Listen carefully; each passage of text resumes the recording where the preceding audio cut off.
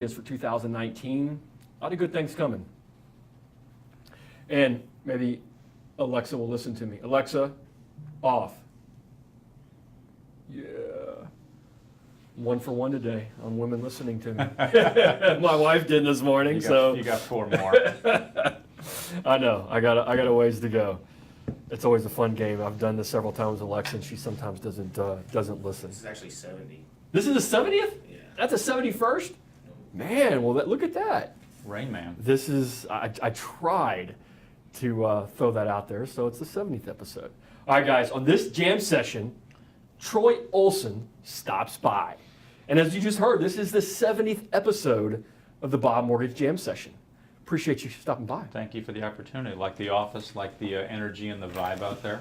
It's very, Thank you. Very unique. Love the ping pong table. I grew up with a table in the basement, so. Bam. Well, okay, we may have a little bit of filming going on after the jam session with a quick 1 or 2 point match. Small wager. Small wager. I like that. I like it. Well, yeah, I mean, and thanks for seeing all that and saying that, because we're here more than we are anywhere else. Sure. I mean, really, this is like my home away from home, right? And it's important for everybody that's here for us to have a great environment. You know, when you walk into my office, it's not like old school banker, you know, like dark woods. I mean, you feel like maybe it's more of a technology company, a marketing company.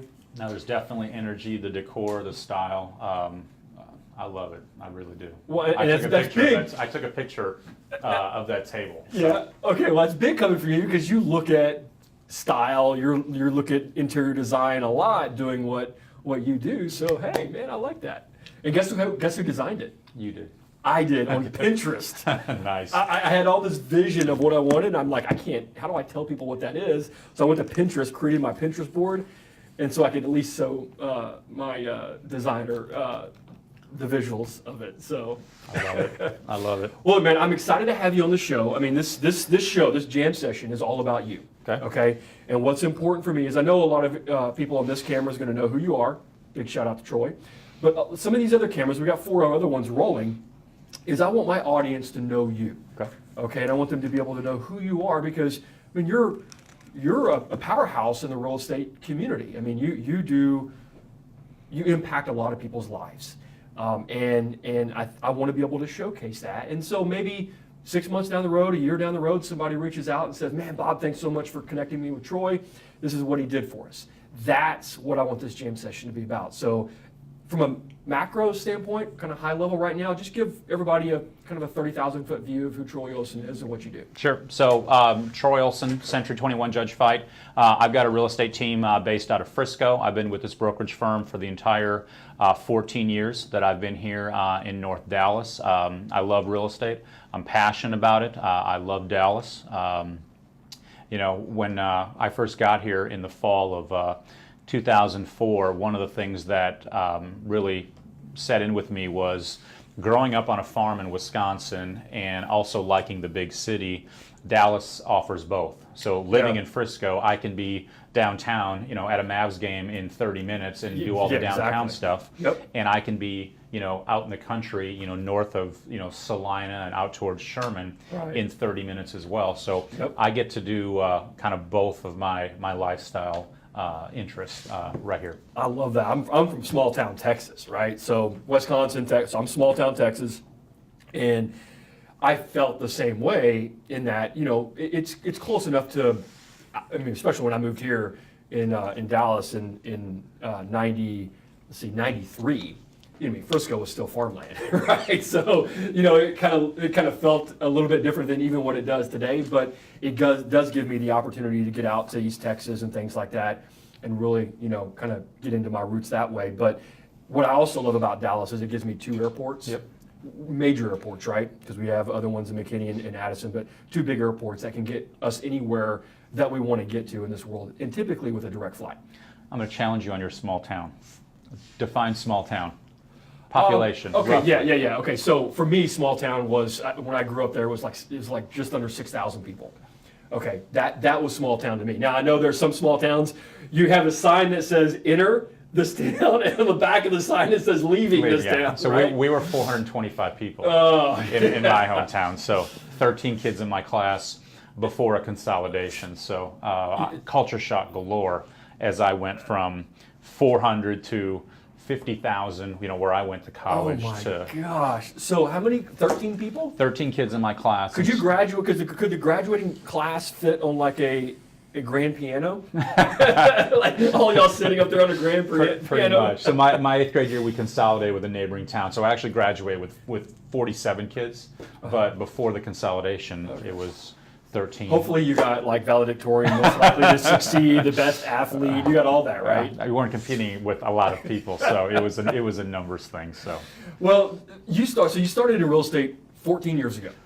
January of '04 in Phoenix, and I was dual career when I got to Dallas, and I'd been traveling to Dallas for a previous career, which was in telecommunications. Okay, and I'll just admit, a couple buddies took me to the Byron Nelson, and I was hooked on the scenery and the golf and the food and the lifestyle and all that. And I said, "That's where I'm moving to."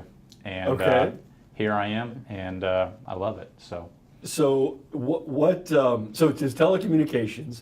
I'll leave the golf and the scenery and all that stuff for another conversation. But the telecommunications and then getting into so you transitioned out of telecom into real estate. So in January of '04, when I got my real estate license in Arizona, I thought that I was ready to buy my first home. And I've talked about this before, so some of them may have heard this story, but went to a grocery store to get groceries on a Sunday, picked up a magazine with houses in it, and I found this townhome in Scottsdale that I liked, and I called the realtor to show it to me because I thought that's just what you did. I didn't really understand the whole buyer's agent, listing agent. And we set up a time, to meet. He was late. I didn't feel like he knew anything about the property.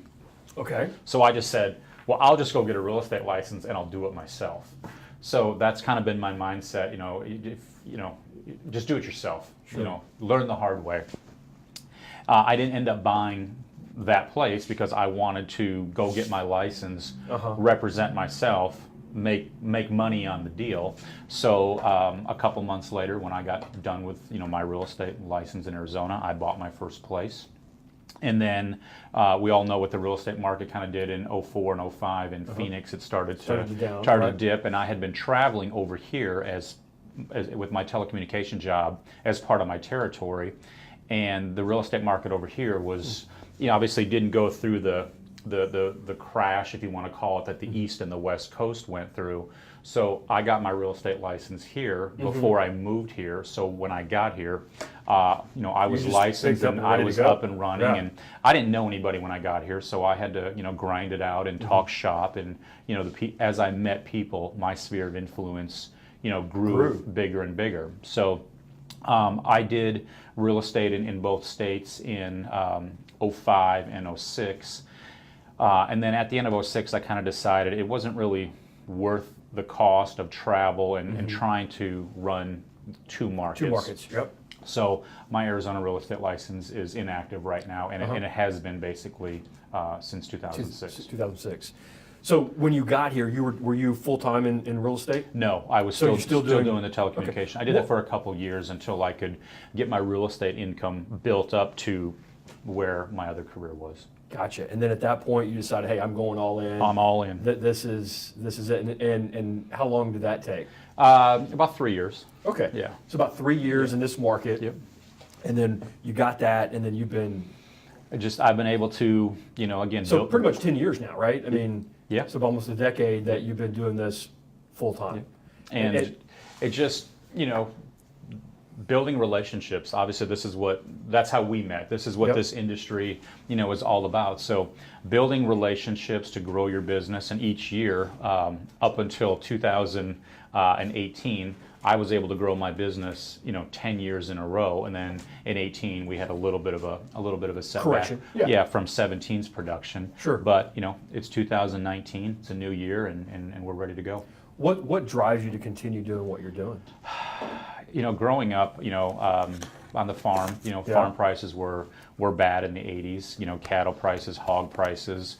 The weather is a factor in farming, and I've always wanted more. And the farm is near and dear to my heart. And my parents still are still on the home farm. Okay. My dad's lived in the same house for 68 years.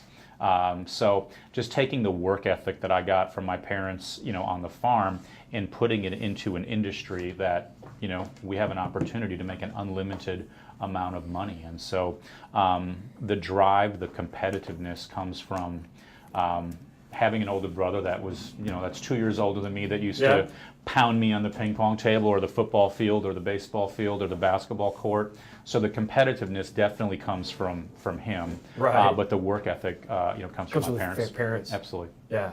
That's really cool. I mean, that you can draw that kind of inspiration from family members. Well, and right? you've heard the saying, nobody remembers who lost the Super Bowl last year. So no. Exactly. So right. Was it the Cowboys? Yeah, they weren't. They haven't been there yet in a while. Maybe this year. You never know. They're looking good. Oh yeah, knock on wood. Brandon back there. Well, you never know. Well, we'll see what happens. So, was there anybody that, or not necessarily anybody that did this, but were there people that discouraged you in any way to leave a career to get into a new career? Not really, because they knew that I didn't get where I was by listening to people. There you go. Kind of like you're an entrepreneur, yep. And you built this, your way. Mm-hmm. So no, I don't listen to the peanut gallery, to the chatter. Mm-hmm. Would you say that's something that truly can separate you from others? Is your ability to just, I mean, you will listen. Yeah, I'll listen, but I'm not going to be emotional about it. I mean, if somebody gives me an opinion, that's fine. That's their opinion. But again, I would like to think that I've proven that I can do this. Mm-hmm. So, what would be maybe, I don't know, 2 or 3 of the top characteristics you think you have to be great in this industry? Communication skills, and I've said this before. Yes, I am in the real estate industry, but we are in the business of communication. People want and demand communication. They want answers now, and if you don't give it to them, they're going to go get it somewhere else. So correct. We need to be responsive. We have all this technology that's linked to us 24/7, almost to a point where people don't sleep at night because their phone's going off and lighting up. as I'm doing it right now. So you got to have communication skills. You got to be able to build relationships. I mean, I build my relationships. As Brian Buffini says, belly to belly, face to face. And then obviously you've got to be organized. There's so much paperwork and guidelines in our industry that we have to follow. You've got to be organized, and you've got to have systems in place to keep you compliant and ahead of any problems that could arise. I completely agree. I think we say the same thing. I'll say it with feel and experience. Mm-hmm. I mean, we always have to make people feel great about the experience they're having. That's the big picture, right? But then it's how do you do that? What are those characteristics that drive that? Yes, you got to be able to communicate. And where I take that and I challenge people is just like people saying I want to have satisfied clients. My feeling is if you're trying to provide a model that provides customer satisfaction, you're on a path to bankruptcy. I really do believe that, because anybody that is like halfway good at their business can satisfy a client. If you really want to be at the top of your industry, whatever industry it is, you have to provide exceptional experiences. And I love a book called Raving Fans. I mean, it's a well-known published book, and I'm always talking about that. I mean, yeah, you can talk about raving fans, but it's really about just an exceptional experience. When you get people, when you move the needle enough in their life, going through a real estate transaction or a mortgage transaction, when you move the needle enough in their life where they say, wow, that was awesome, you've provided an exceptional experience. Because for like what I do, it ain't sexy, it ain't fun. And when I can get them to say, wow, that was awesome, I'm like, team, we nailed it. That's what the feel and experience is about. But to do communication, to kind of get to that level, it's almost like we have to be able to see around corners, don't we? We can't just communicate anymore. We have to see around the corner and proactively communicate with that client on something that we're seeing 10 steps ahead, or we know that eventually they're going to ask the question, so we're good enough to go ahead and answer it before they ever ask it. Well, like going on a listing appointment, obviously there's 30, 40, 50,000 realtors in DFW. And if you go out on a listing interview, one of the questions that we get is, how are you different? Mm-hmm. Again, everybody has a sign and everybody has the MLS sure. and, Realtor and Zillow and Trulia, in a lockbox, but how am I going to be different than, the person that I'm competing against for, for their business? Uh-huh. And again, you've got to talk about market knowledge, product knowledge, area knowledge, communication time. You have to sell yourself. So, as I say, you get up, you get dressed, you look the part, every single day. Yeah, and in our world, I mean, it's like, one, in doing that, you have to have empathy, because you got to be able to get on their side, right? In a, people call it negotiations. And I'll say a negotiation is when you're on opposite sides of the table. The empathy side is when we're getting on the same side of the table and we're truly understanding what they're going through. We understand their challenge because we're really good at asking the questions and listening, and then being able to provide a solution to what it is that their challenge is, what they're trying to accomplish in life. And it's not about our commission, it's about our ability to impact their life, serve them, and do it in a way where, we're thankful, right? Well, and that they've chosen us. And we've all sold a house before, but when you sell a house because you're moving, not just across town, but across the country, you've got spouses and their careers, and you've got kids in schools and doctors and dentists and vets and all the other things that go along with it. It's a big process. It's a big process. They're emotional about it, as they should be, Uh-huh. and you have to help manage that process. What about how important is energy and enthusiasm in our industry? It's huge. It's huge. You have to, if you show up there and you're just lethargic and just sluggish, they're going to see right through you that you don't care. It's like coming in here, the energy in this building or in your office is, I haven't seen that before. Yeah. This is a different, like you said, it's not just four walls with, old brown desks, And people. Right. No, yeah. this is a different, theme and a style and energy. And I think anytime agents come in here, they're gonna see that. The same thing is, again, you got to go and show up, act different, look different, talk different, everything than the next person that's in line. And guys, I mean, we talk real estate and mortgage lending, but this could be served in any industry, wherever industry you're in, you're out there. Energy, enthusiasm is it's necessary in anything and everything you do, because it's the people on the other end of the phone. And you hear that smile when you dial approach, but it's really about how you feel about yourself and what it is that you do every day. The amount of energy that you bring to your service and your communication, and what you're truly giving to that person on the other end, whether it's in a personal one-on-one meeting, or it's in a group setting, or it's a phone call. They have to feel that, and you have to be excited about what it is that you do, right? I mean, we can't control the outcome of that client choosing you as the listing agent. Well, and if we don't believe in ourselves, how are they going to believe in us? 100%. But all you can control is that process of bringing the energy and enthusiasm and all that stuff. And then at the end of the day, if it's good enough, people are going to buy from you. Absolutely. And that's the difference between, I think, advisors, because I see you as an advisor from the real estate perspective. I definitely feel that way, that what we do as a mortgage side is more advisory services versus salespeople, right? They're in the mindset of, what can I sell somebody something, right? And again, this is the biggest asset that they probably ever have. Yep. Buy or sell. It's not a car. This is, they got married in this house, they had kids in this house, they graduated kids in this house. This is an emotional experience. For some of those agents that are out there watching, because we do have agents that also watch the jam sessions, what would be one big thing that you wish you would have maybe done earlier or done different to help your career? I wish I would have implemented a CRM earlier in the career. I was a transactional agent for so many years, to where it's like, you work the deal in front of you, do a great job, which I did, and now that that's done, it's kind of like, well, now what am I going to do?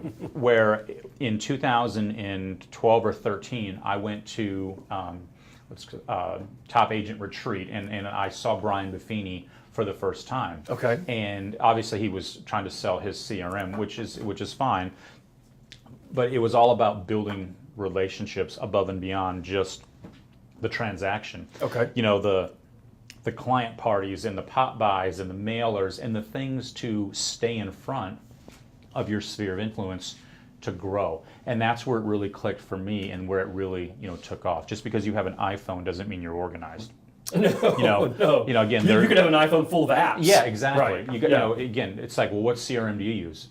The one that works the best is the one that you're actually going to use and implement. So it's not about one particular CRM. I just wish that I would have put systems in place 2 or 3 years earlier than I did, because I think my business would be even, better than it is now. Okay. Real estate is a life-changing experience for us, but also for the individuals that are out there looking to buy and sell. Sure. Okay, so it is truly life-changing. You are one of the tops in the DFW Metroplex. Where do you go? Where do you go from here? What is on the horizon for Troy Olsen, the team? Let's talk a little bit about that, because I know we're coming into the new year, 2019. Let's talk about some planning that you did. Just high level, where do you go? So, you never want to go backwards. And again, unfortunately, we went backwards a little bit with our sales volume and our number of transactions in 2018. But over the holidays, Thanksgiving, not over Christmas, but over Thanksgiving, sat down. The org chart, changes. The business plan changes. I looked at the CRM of the number of transactions that we closed. What was our average sale price? How many buyers did we have? How many sellers did we have? And then just where did that business come from? And Gotcha. Again, I'm deep in production to where I could pinpoint what source that came from. And then I implemented an ISA, an Inside Sales Associate OSA person that started September 1st. And she went through the real estate program, passed her test, because obviously Trek says, in order to sit an open house and in order to be, on the phone talking about, price, you need to be licensed. Yep. And from somebody who runs a team, it's a liability to have somebody on the team that doesn't have an active real estate license. So Absolutely. Even transaction coordinator has an active real estate license. So in order to make sure that our business stays, above where it was in 18 and try to get back to 2017 production levels, I implemented an ISA OSA to be on the phone, dialing, Absolutely. scheduling appointments for myself and buyers agents, and then obviously setting appointments for listings if people do want to sell their house. So we have a couple different sources of where we're getting this contact information from. So that's something that we have never done in the past. Okay. Very few teams or brokers have, I don't want to use the word mastered the ISA OSA. It's a different animal. Let me ask you why. So the process is always like for top producers I talk to, it's the decision of, do you outsource it or do you bring it in house? Okay, so I'm assuming you kind of looked at both. What was one of the deciding factors to kind of bring it in house, or do you split it still? One, I'm a control freak. Gotcha. Control freak, workaholic, both. And I just feel that I can monitor it better if it's in-house. Just like transaction coordination, I feel like I can monitor it better if it's in-house. So, we use the Mojo dialer, so I can see the number of hours or dials, that my ISA is in there.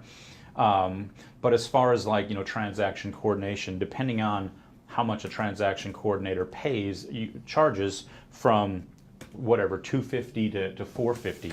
If they're offsite or they're offshore, I still got to answer my emails, my phone calls and stuff like that. Whereas if I have somebody in-house, they're a little bit more familiar with the process. And as a transaction coordinator, assistant, helping out with, the earnest money and the option money. Yes. The survey affidavit. There's just so many moving parts that somebody in-house can help with. And again, they're licensed. So lock boxes, signs, anybody, all the things that have to be done in a real estate transaction, even though they're not extremely high revenue generating tasks, have to be done. So I would rather just take both of those roles and keep them in-house. One ISA, one transaction coordinator. We're all in the office together, every day, all day. It's easier for me to manage it. Yeah. So, and I agree. I bless you, Brandon.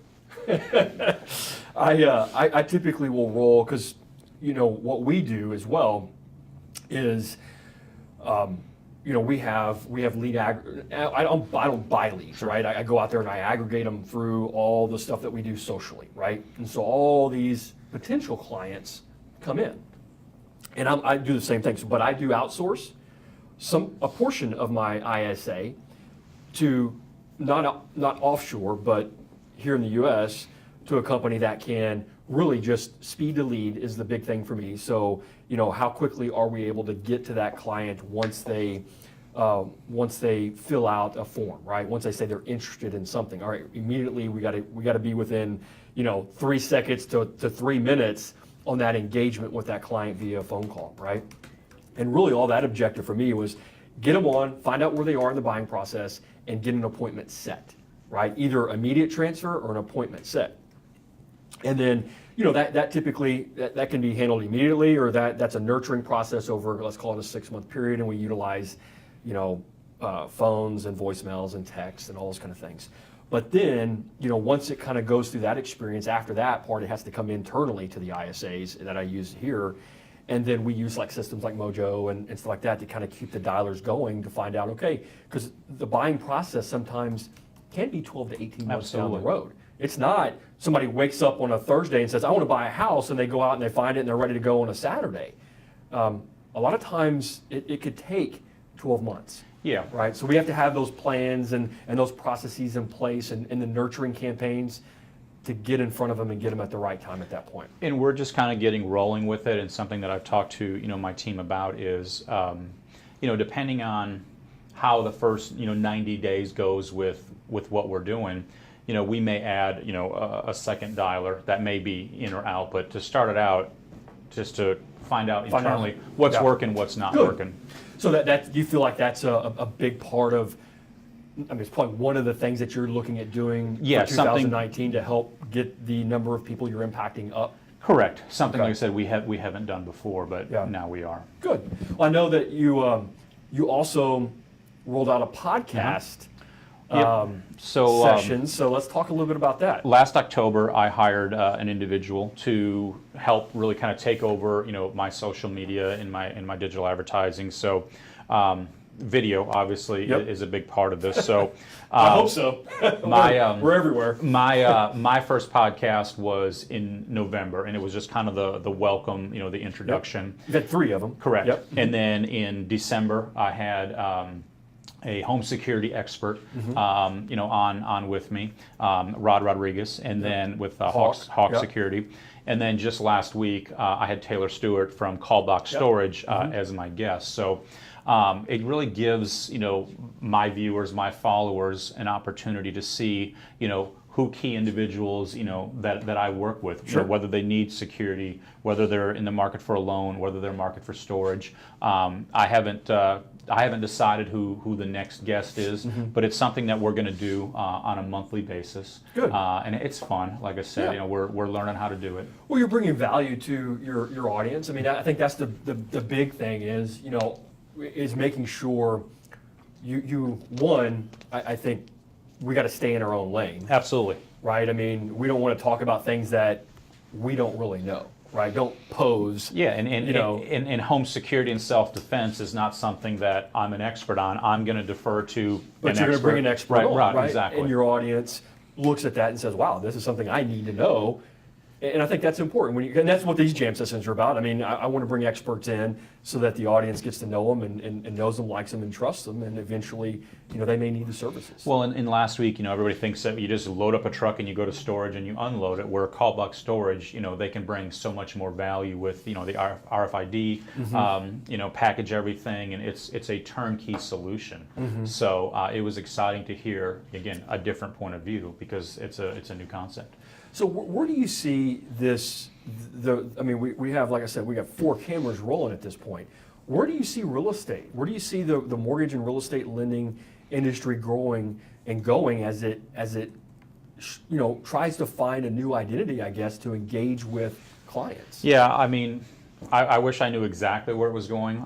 Again, a lot of stuff is online. Obviously, in my field, there's discount brokers coming into the field. Sure. In your field, Same, there's yeah. a lot of discount and a lot of online. And like I said, we're really in a transition phase, in our industry right now. And I think that you got to be in the know. You've got to read, publications and study and talk to people about, what is not necessarily, all the trends, the latest trends, and make sure you position yourself to be, in the game. Yeah. Or you're going to be out of it. Yeah, no, I completely agree. A players are A players because they don't bury their head in the sand, right? I mean, that is that's something that you have to embrace. I mean, disruption in any industry out there, you're gonna have your industry is going to be disrupted if it hasn't yet already. Change is there; it's going to be disrupted, and that's perfectly fine. I think honestly, it's healthy to a lot of areas because we a lot of times get set in our way, and we could say easily, well, it's been done that way for 70 years. Why do we need to change it? Well, the reality is we're a growing world. I mean, the world continues to expand. Our markets continue to expand. There's needs that are out there that we have to continuously challenge ourselves on as to how do we serve and impact more people. And a lot of it is through education. I think that's what has been fun for me is finding ways to take what I had of 22 years in the market to then find vehicles to educate, right? And utilizing, media, and I see myself more as a media company than a mortgage company, to be able to get out there and use video or use blogs, or use podcasts, or use, just Twitter. I mean, just putting stuff out there that people can learn from. Yeah, I mean, the days of the newspaper and the yellow pages and stuff like that is everything right here. Is there. And like I said, you got to be in the game, and you got to be part of the new game, or you're going to be out of the business. Well, and how people search for homes. I mean, all that stuff is, and it is. I mean, I know you're excited about it. I mean, you're constantly learning from. You have to be. Is there any piece of technology, 1 or 2 things that is important to your business that helps you sell, helps your agent or helps your team and yourself sell more of your listings? I mean, I think, obviously we always talk about professional photography. Now we're going to some drone. Floor plans, if it's a resale house and the floor plan's not there, some people don't want to waste their time going to look at it. So, there's technology out there that, they'll come in and they'll, draw the floor plan. You can follow through it. You really have to showcase, the property because they know what they're looking for. And if you don't pass, the smell test out of the gate, they're not even going to come out and look at it in person. So, yeah, and that's where, I mean, I think the stat was like 93% of people start online. Absolutely. I would tell you from a millennial perspective, not that a millennial by any stretch, but those that are, they'd probably go with 99%. Will start online just searching. Because if you don't look good online, you have no shot that they're coming in. Completely agree. How many people are on your team? I've got 3 employees. So I've got a buyer's agent, the ISA, and transaction Are coordinator. you looking to expand? I'm going to get through Q1 and see how the ISA, leads and appointments start. Okay. And then kind of go from there. So right now, I do all the interviewing. I handle all the listings. Yep. And then I've got one buyer's agent that she and I work the buyers. Yeah. And then again, once things open back up, which I'm hopeful that they will.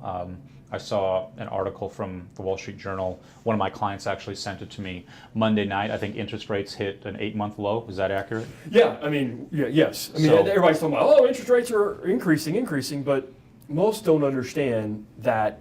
And if you follow me, guys, BobMortgage on Instagram, YouTube, Facebook. What else, Brandon? Twitter. Oh, Twitter's real BobMortgage, actually. There's somebody that has a BobMortgage, he's a poser, but he never uses it, so it's abandoned. So I had to go with real BobMortgage. But we talk about that a lot on what's happening with interest rates. When the Fed goes out and makes the announcement that they're raising the Fed fund rate by 25 basis points, most are like, oh my God, mortgage rates are rising. And the reality is that's just not always the case. they're talking about short-term rates, right? And that's opposite of the long-term stuff.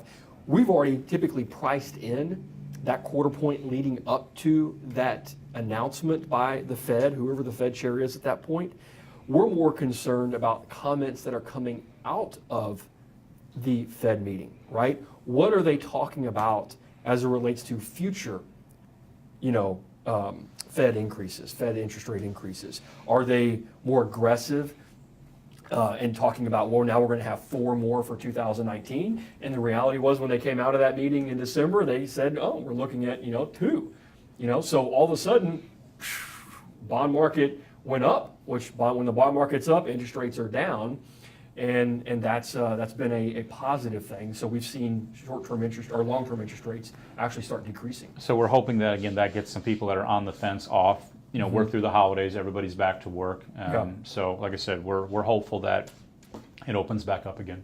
Yeah.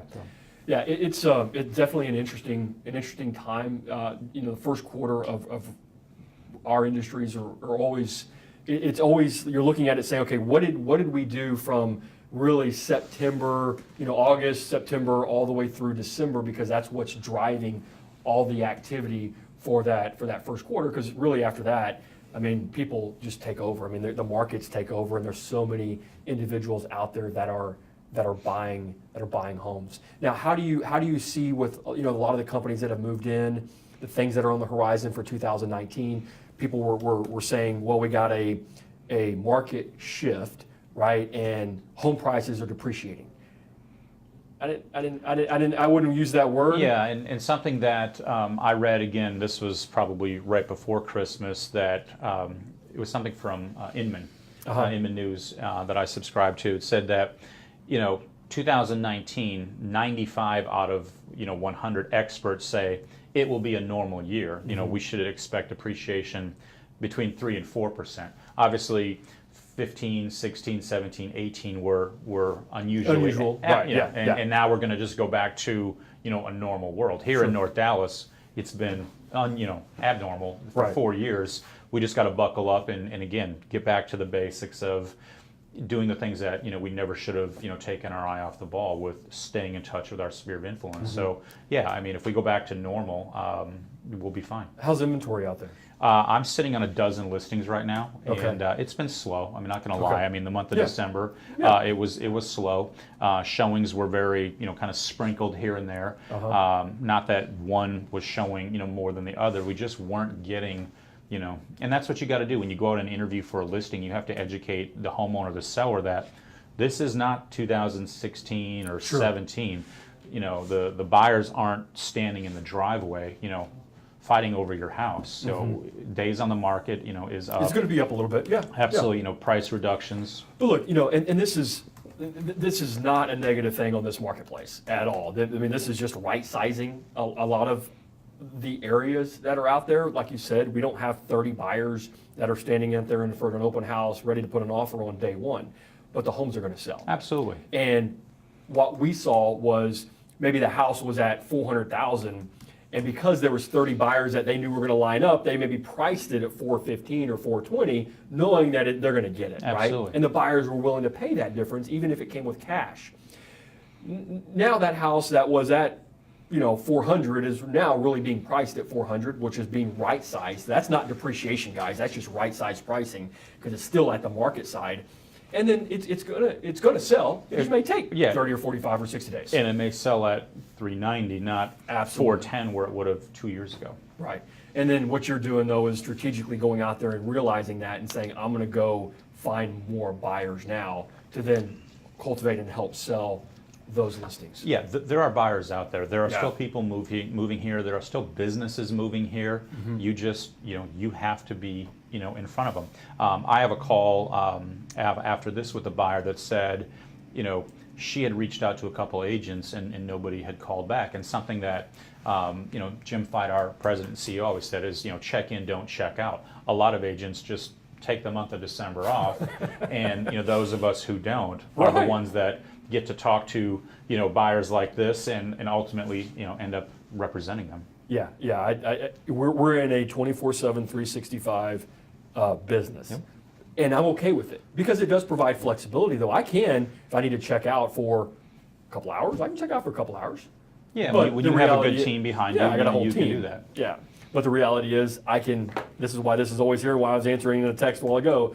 I'm always on, and speed to lead or speed to client always wins. If you have the ability to say, hey, I'm in a meeting, it's going to be an hour, I'll call you then, and you get, oh my God, that's awesome, thanks so much, you won. Right. If I wouldn't have responded to that and it took me an hour to get back to them, they may have went somewhere else. Or a week, yeah. Or definitely not a week, man. You'd be out of business. Man, I really appreciate you coming in and, Thank you. joining No, the jam session. This is great. This is I've never done this before, so this is Tell, awesome. if anybody wants to reach out to you, please leave out some digits or a Yep. website or something so people can find you. So Troy Olsen, Century 21 Judge Fite, direct cell phone number is 972-804-8803. Email address is very easy, troy@troyolsen.com. Feel free to reach out any questions. We appreciate it. Hey guys, I really do appreciate you joining us on the 70th edition of the Bob Mortgage Jam Session. I really do hope that we provided some value in the content that we delivered. If we didn't, it was all my fault. I get it. Let me know. It was all him. He did a great job. Give us some thumbs up, some shares, some likes, all that fun stuff. You guys make it a great day, and more importantly, make somebody else's day even better. Take care.